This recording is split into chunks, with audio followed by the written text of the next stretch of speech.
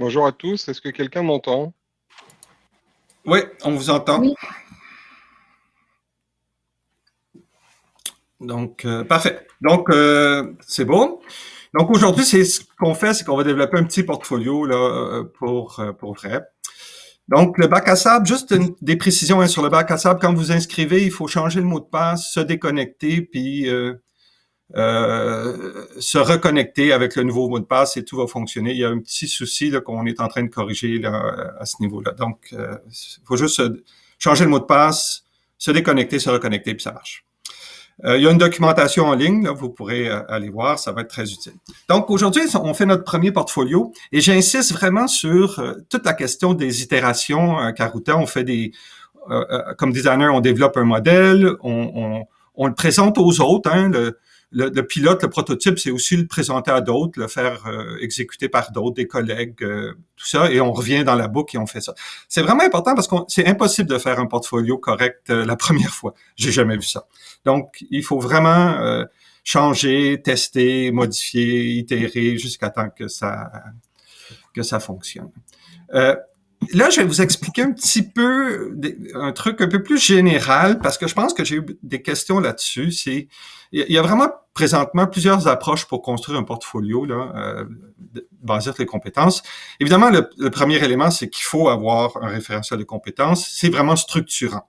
Bon, une fois qu'on l'a, il faut vraiment répondre à la question qui fait quoi. Il faut définir les acteurs et le processus. Donc, il n'y a pas un seul modèle de portfolio dans Karuta. C'est pas Moodle, là, Karuta. Karuta, quoique Moodle aussi, c'est quand même très flexible. Mais avec Karuta, il y a plusieurs façons de faire des portfolios et ça peut soutenir des approches qui sont très variées. Juste pour rapidement vous montrer là, comment il y a des approches différentes. Par exemple, le modèle FTLV, que peut-être certains d'entre vous connaissent, là, c'est qu'il y a un référentiel de compétences transversales. Et ce que les étudiants font, c'est qu'ils ajoutent des expériences professionnelles ou personnelles.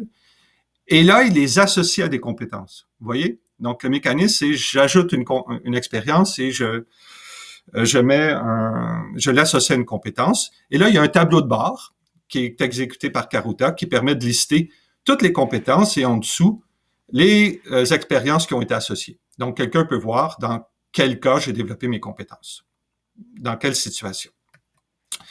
Il y a le modèle de la pandémie là, que moi j'ai fait, qui est disponible. Là. Il y a plein d'informations sur ce modèle-là.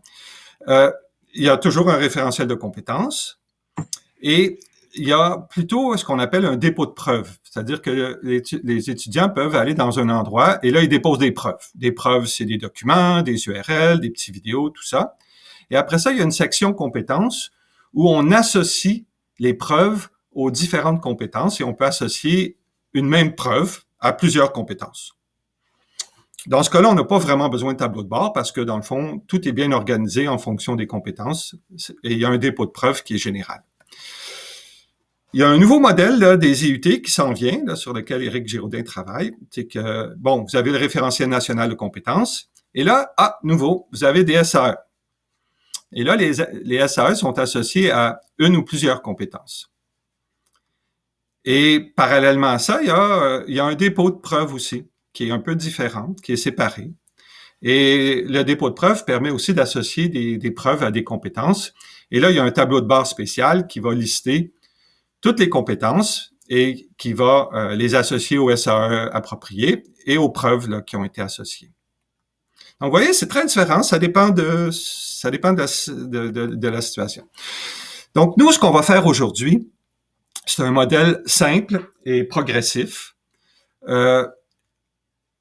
Les preuves, on va avoir un référentiel de compétences, ça va être celui du C2I. Bon, je sais que c'est un vieux référentiel, mais quand même. Il est connu, ça fait que ça va éviter là à tout le monde. Et ça, je vais le faire. On va en parler aujourd'hui, mais on va pas le modéliser avant la module 4.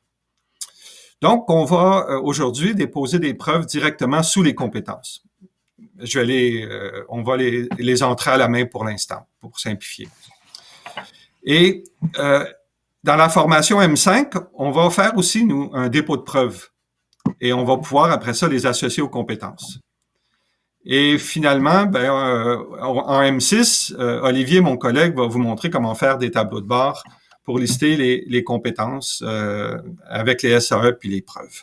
Donc, à la fin, là, au rendu à M6, vous allez avoir un vrai petit portfolio qui va fonctionner là, pour vrai.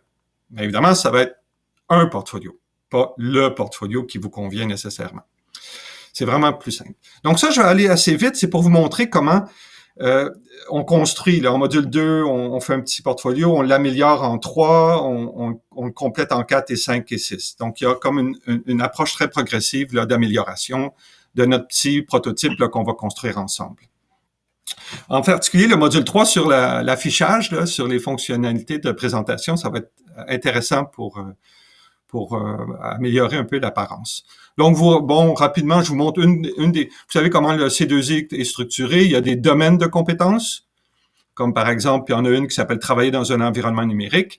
Et associé à ce domaine-là, il y a 4 compétences, dont une, organiser un travail, sécuriser, tenir des enjeux, pérenniser les données, tout ça.